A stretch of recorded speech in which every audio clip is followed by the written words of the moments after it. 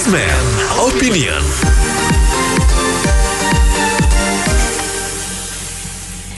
Mitra bisnis Wakil Ketua KPK Alexander Marwata mengusulkan kepala daerah dipilih langsung oleh pemerintah pusat. Lantaran menurutnya ada beberapa daerah yang masyarakatnya belum siap mengikuti pilkada langsung. Alexander juga mengatakan penyelenggaraan pilkada langsung belum mampu melahirkan pemimpin yang berintegritas. Dikatakan pula, jika dipilih pusat, kepala daerah bisa dievaluasi berkala dan jika tidak perform bisa langsung diganti. Tidak perlu menunggu 5 tahun. Baik, apa komentar Anda mengenai usulan KPK agar kepala daerah dipilih pemerintah pusat? 633-9160, 633-9160. Ini komentar saya, kalau saya pribadi sih saya setuju. Yang penting pusat nggak kolusi, nggak korupsi. Pilih orang yang benar, pilih orang yang tidak rasis agama, rasis suku. Itu yang penting. Pasti didukung oleh orang-orang pusat daerah. Kalau kita ada apa-apa kan langsung bisa dipecat ya nggak? Istilahnya nggak setuju sama pusat. Kalau kadang-kadang ada investor mau masuk ke daerah, dia macam-macam jadi raja-raja kecil. Nah, kalau saya pribadi sih sangat setuju. Nah, kita lihat contoh Tiongkok semua kan langsung pusat kan, jadi maju ke negaranya. Terima kasih. Kalau bagusan emang pusat yang milih, terus udah gitu bisa tambahin dikit, dipilih yang ada prestasinya gitu. Misalnya wali kota yang berprestasi dinaikin jadi gubernur, camat yang berprestasi dinaikin jadi wali kota, itu lebih bagus lagi kalau bisa ada prestasinya dan juga Pancasilais ya. Terus yang saya harapin juga nih untuk pilkada sama pemilihan presiden nanti serentak 2024 ya, itu janganlah bawa-bawa kebencian saya atau politisasi agama segala macam. Lama tuh kalau terus menerus Indonesia seperti itu, saya sih khawatir aja. Cuman belum waktunya, belum pas kejadian kayak Uni Soviet aja atau Afghanistan hancur. Kalau udah ketemu agak panas-panas begini, itu kejadian Soviet hancur itu bukan tahun 90 mendadak begitu, bukan. Itu puluhan tahun prosesnya tuh. Pemilihan presidennya tuh si Mikhail Gorbachev yang nggak becus apa-apa. Udah gitu terjadi Chernobyl, ya udahlah hancur lah Uni Soviet. Jadi Indonesia bukan nggak mungkin seperti Soviet loh atau Afghanistan, itu pasti bisa terjadi kalau terus politisasi agama mulu ya, kalau pilihan gubernur sama presiden. Pada satu waktu, pada satu momentum yang pas, pecahlah Indonesia. Jangan coba-coba mengganti ideologi Pancasila kalau Indonesia mau langgeng. Tapi kalau mau begini terus sih, saya nggak bisa bilang kapan punya, saya nggak tahu. Tapi pasti pada satu waktu bisa seperti Soviet atau Afghanistan. Makasih. Dari Pak Marwata itu bilang tidak pantas. Itu prosesnya kemunduran demokrasi. Satu itu. Kedua, sebagai orang KPK justru penegakan hukum yang tegas yang diperlukan, kayak misalkan yang korupsi betul tegas. Aturan begitu berarti kembali ke masa Orde Baru. Jadi sekarang udah jalan nih dengan pemilihan langsung. Jangankan dulu aja di kampung-kampung dari pemilihan langsung itu ya masalah. Salahnya yang belum siap ya itu aja pakai penunjukan. Cuman ya harus ada undang-undangnya gitu. Terima kasih. Iya, saya berpendapat usulan dari Pak Alex ini, pertama ini adalah satu kemunduran.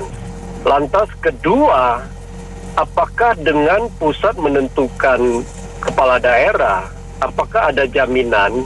Mungkin hari ini kita melihat pemerintahan pusat yang dipimpin oleh seorang Jokowi itu dianggap begitu lurus, sehingga seolah-olah ada pembenaran. Tetapi apakah ada jaminan 5 tahun berikut dan berikutnya itu kepala daerah itu bisa seperti itu? Kalau memang pusat yang menentukan ini akan kembali lagi seperti zaman Orde Baru. Jadi ini satu pemikiran yang harus jauh lebih panjang. Lantas ketiga, saya lebih cenderung segera merealisasikan rancangan undang-undang mengenai korupsi yang sekarang dibahas oleh DPR. Itu di dalam salah satu pasalnya itu ada yang disebut dimiskinkan. Itu yang lebih penting.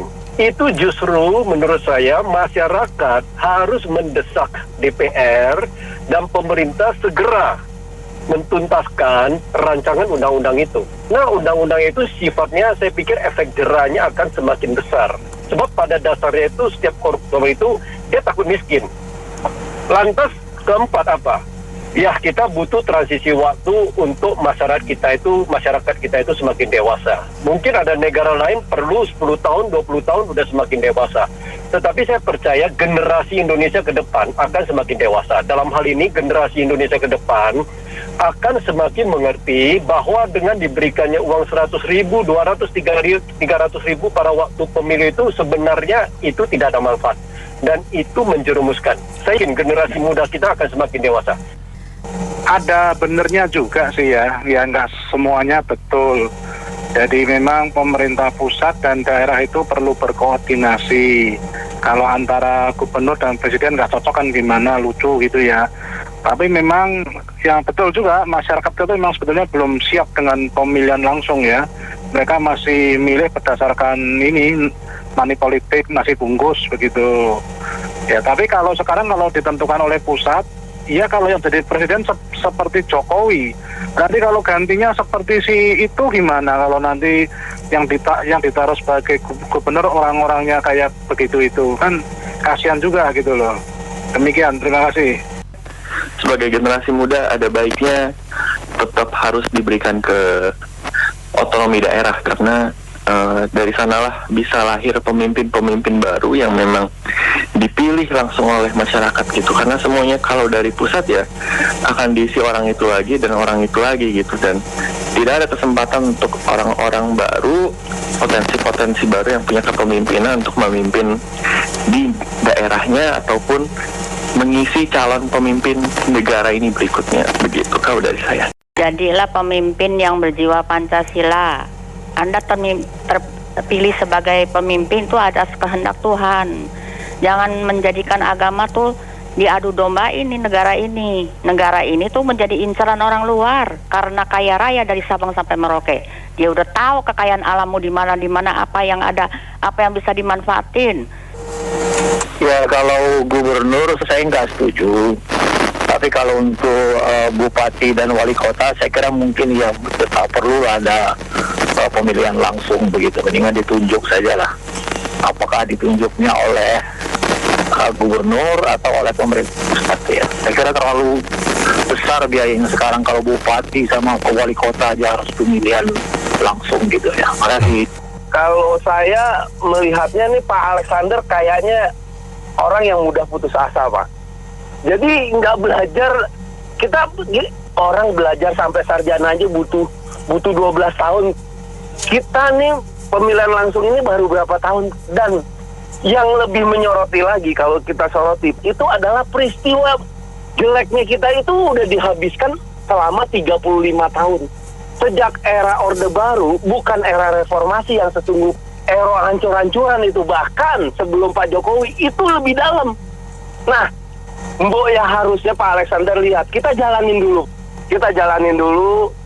Kalau dibilang nggak menghasilkan pemimpin daerah yang bagus, ngelihatnya yang jelek doang, yang bagus pun banyak dia nggak lihat gitu loh. Menurut saya gitu. Oke, makasih. Jadi mungkin maksudnya Pak Alexander itu dari kacamata korupsinya.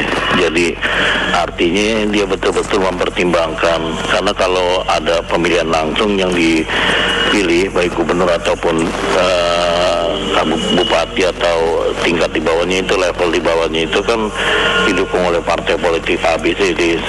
Nah itu membutuhkan banyak biaya pada saat dia kontestasi itu. Nah kalau dia terpilih, dia akan berusaha bagaimana untuk menggunakan dana anggaran itu untuk bisa mengembalikan selain menyisihkan uang untuk kontestasi yang pernah didapatkan, yang pernah diraihnya pada saat dia ada di puncak pimpinan. Jadi inilah yang seringkali terjadinya korupsi. Nah ini penggelembungan ini yang mungkin dikhawatirkan. Saya kira itu. Kalau pemilihan tidak langsung itu diangkat itu mungkin biayanya memang lebih sedikit, tapi itu pun tidak akan tertutup terjadinya lelang jabatan ataupun hal-hal yang berhubungan dengan manipulasi. Jadi ini dua pihak yang sama-sama beresiko gitu loh. Kalau menurut saya begitu. Kecuali pemilihan langsung itu dibiayai oleh negara, itu mungkin mereka bisa ini, karena ini kan dibiayai oleh pribadi. Saya kira itu aja pertimbangannya, dua hal. Kalau pendapatan saya pribadi nggak tahu ya, itu kan namanya demokrasi kan. Saya orang dari daerah. Waktu saya pulang ke daerah, memang kalau dipilih orang daerah tuh banyak kelemahan, kesalahan kekuasaannya untuk membangun daerah. Jadi dibagi-bagi kelompok, itu pandangan saya ya. Kalau saya punya pendapat sih lebih enak dari pusat. Kenapa di pusat? Pertama, biaya mungkin lebih murah, nggak mainan-mainan istilahnya pakai uang. Kedua, juga bisa dikontrol. Jadi nggak dimainin. Yang penting pusat mesti pilih orang yang benar-benar bisa kerja. Tidak ada masalah yang seperti rasis, agama, budaya, atau suku. Yang penting jangan pilih orang sekelompoknya dari partai atau saudaranya apa. Itu harus dibedakan. Jadi nggak ada kolusi, nggak ada korupsi. Kalau saya pribadi sih saya lebih cocok pilih oleh orang-orang pusat gitu. Sekian, terima kasih. Saya setuju dengan penelpon sebelumnya. Tapi kan yang namanya Alex Marwata kan itu baru pendapat pribadi, bukan pendapat katakanlah KPK atau segala macamnya. Ya kalau berpendapat pribadi boleh-boleh saja, tetapi kita dapat Pak Jokowi itu dari mana? Kan dari hasil pemilihan langsung. Tinggal lagi kalau memang banyak selama ini terjadi ya katakan korupsi dan lain-lain itu, ya itu yang perlu dipikirkan sistemnya seperti apa lagi, apalagi sekarang udah zaman digital begini nih. Kan bisa dibuat itu bagaimana caranya supaya pemilihan langsung itu kita melalui handphone aja udah. Itu namanya usulan sih boleh-boleh saja, namanya usulan. Cuman kita udah ngalamin bagaimana zaman Orde Baru, yang mana pemerintah daerah dipimpin oleh pusat. Itu ada jasa gubernur, legend gubernur, kolonel, bupati, letter, wali kota, dan seterusnya. Nah, apakah kita akan mulai yang demikian? Sedangkan kalau namanya pemilihan langsung, dari zaman dulu kita pemilihan lurah udah langsung. Akan tetapi, kalau memang undang-undang yang ada itu boleh-boleh saja. Dan saya juga usul buat KPK kalau mengungkap kasus yang lama-lama. Itu Formula E udah hampir 2 tahun, sampai sekarang nggak ada perkembangan. Terima kasih. Pendapat saya sebenarnya semua juga sama. Mau pilih langsung juga cari duit kalau daerahnya. Nanti dipilih pusat juga kepala daerahnya juga harus nyetor, sama saja. Nanti kalau yang berkuasanya itu partai sesuatu, nanti ya kepala daerahnya pasti ditunjuk ya dia juga. Jadi sebenarnya nggak ada yang lebih baik, nggak ada yang jelek. Itu tergantung harus pembelajaran dari masyarakat daerah itu sendiri. Yang dipelajari itu bagaimana mereka mau pilkada itu untuk melihat kredibilitasnya orang tersebut macam apa. Sebab semuanya juga harus melalui partai. Balik lagi kalau orang partai, ya cari duit lagi. Sama aja sebenarnya. Kalau presidennya Pak Jokowi bisa 4-5 kali jadi presiden, mungkin bisa dievaluasi yang tidak bermutu, tidak baik. Menterinya sama kan, kalau tidak berhasil diganti oleh Pak Jokowi. Kalau orang lain belum tentu dipertahankan terus kalau setorannya kenceng. Jadi itu nggak ada yang lebih baik. Bagaimana sebenarnya balik lagi ke masyarakat, menurut saya masyarakatnya itu harus jeli mimpin yang pilih itu. Jangan melihat dikasih 100.000, dikasih sembako, milih yang tidak jelas. Nah itu balik lagi ke SDM masyarakatnya. Itu masyarakat Indonesia selalu dari dulu dibikin bodoh orangnya, nggak bukan dibikin pinter. Nah itu menurut saya. Bagi orang-orang awam yang masyarakat untuk pemilihan pilkada, saya kira banyak yang setuju jika pilkadanya langsung dipilih oleh rakyat. Sebab mungkin jika pemerintah bisa mempercayakan kepada masyarakat untuk memilih langsung pada kepala daerah itu lebih fair dan lebih bermanfaat. Sebab jangan sampai ada kacauan semacam salah pilih dalam pilkada. Jadi ya saya kurang setuju tadi yang Bapak wakil KPK tadi itu. Gini, kita kan udah punya pengalaman zaman Orde Baru itu kan dipilih pusat. Karena punya pengalaman dipilih pusat, nanti korupsinya itu ada di DPRD dan calonnya dan presidennya. Kalau mau dipilih di pusat itu mestinya gubernurnya aja. Kalau kan yang mengelola administrasi untuk pembangunan daerah itu ada di kabupaten. Kalau kabupaten ya serahkan kepada masyarakat. Ini kan masih transisi, ya wajar lah, masih korupsi banyak. Mungkin kedepannya akan lebih bagus. Makasih. Indonesia kalau mau pemilihannya dari pusat, tentu sistem pemerintahan pusatnya itu harus dibenahi. Sistem seperti dulu itu ya harus dibenahi. Pemimpin kalau benar dan bagus dan lurus dan jujur bertanggung jawab, berani taken fakta, integritas, kalau misalnya dia korupsi atau mengangkat koroni-koroni yang korupsi, itu bisa dihukum mati. Misalnya contoh, ini hanya contoh saja. Dengan begitu ya boleh. Pemimpin yang bagus tentu bisa memilih yang bagus. Seperti sepak bola juga, pemimpinnya bagus ya tim sepak bolanya juga bagus. Namun kalau misalnya pemimpinnya yang kurang bagus lah bahasanya begitu, ya jangan. Cuman sistem sekarang itu pilkada begini kan hanya membagikan saja supaya tidak terkonsentrasi di seorang pemimpin atau DPRD yang memilih ke menjadi rakyat yang memilih. Tentu selama 2-30 tahun pilkada langsung kita juga melihat ya masing-masing daerah itu juga banyak sekali karena untuk kepentingan masing-masing partai dan kepentingan sendiri akhirnya terjadi banyak sekali kasus-kasus korupsi dan lain sebagainya.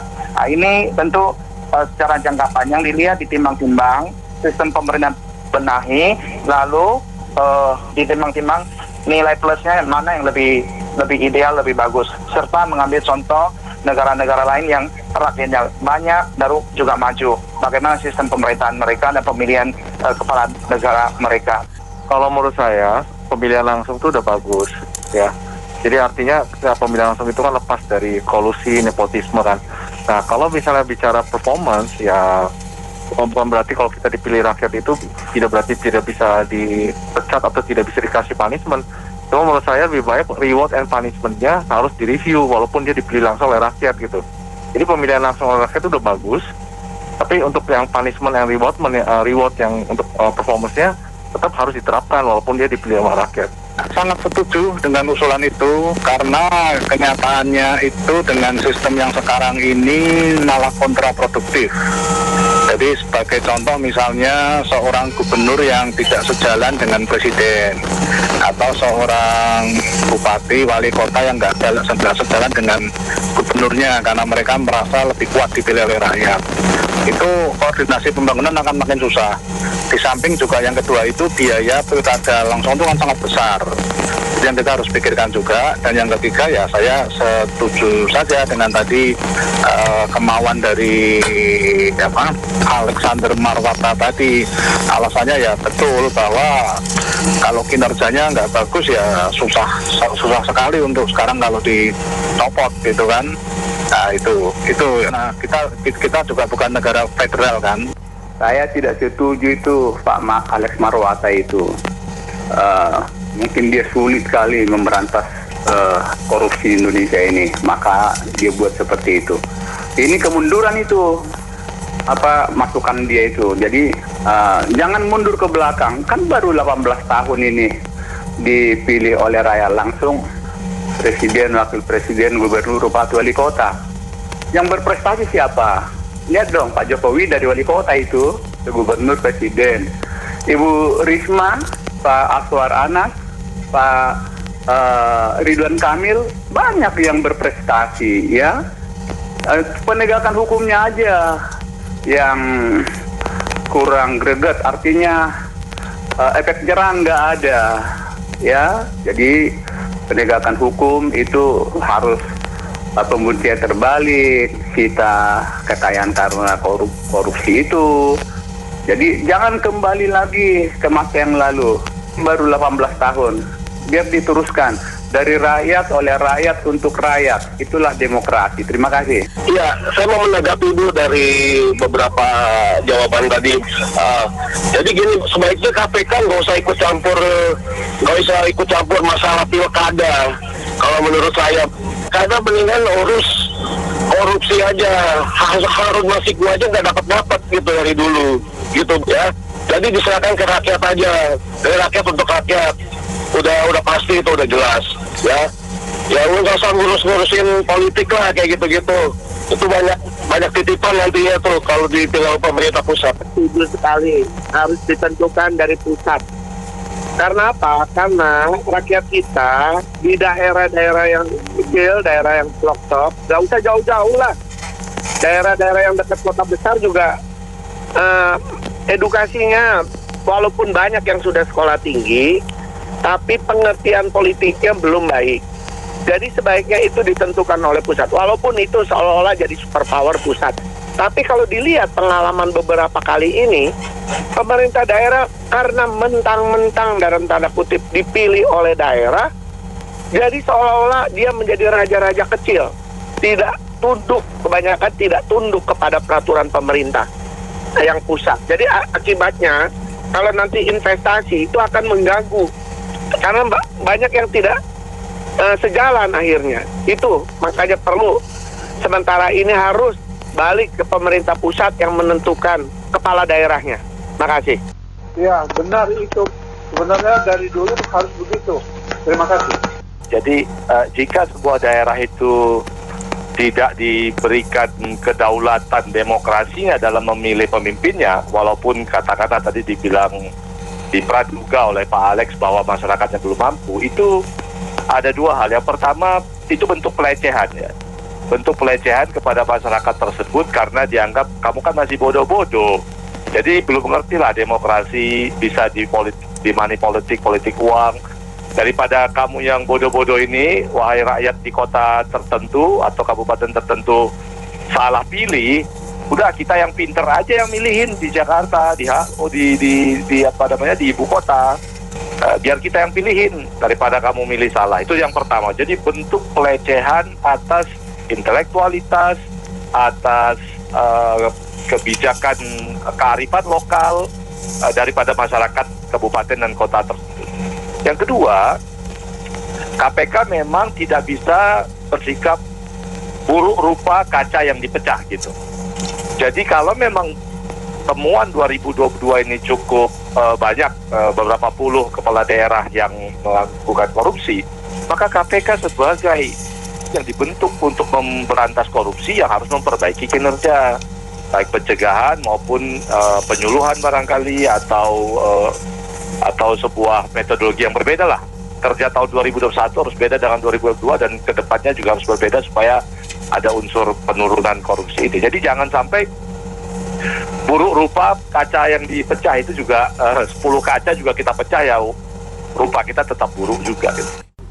Kalau menurut saya sih sistem ini ya, jadi sistem politiknya ya yang harus dirubah. Ini kan yang menyebabkan politik biaya tinggi, harus biaya ini, biaya itu. Sekarang dari mana coba dia uangnya? Kalau bukan yang ngambil dari situ, akhirnya akan begitu lagi. Sedangkan untuk mengikuti pilkada kan membutuhkan uang yang banyak sekali sekarang ini. Itu politik biaya tinggi menurut saya. Sedangkan di tempat kita tuh belum siap untuk pilih langsung tingkat daerah gitu loh ya. Jadi itu yang perlu dipikirkan untuk dievaluasi gitu loh. Akan begitu terus menurut saya. Sejujur-jujurnya apapun kepala daerah, dia akan membutuhkan biaya. Susah untuk murni gitu loh. Terima kasih. Terima kasih kembali. Dan kita cukupkan sampai di sini opini komentar Anda kami tampung dalam Businessman Opinion. Terima kasih yang sudah bergabung. Saya Mary Agustin.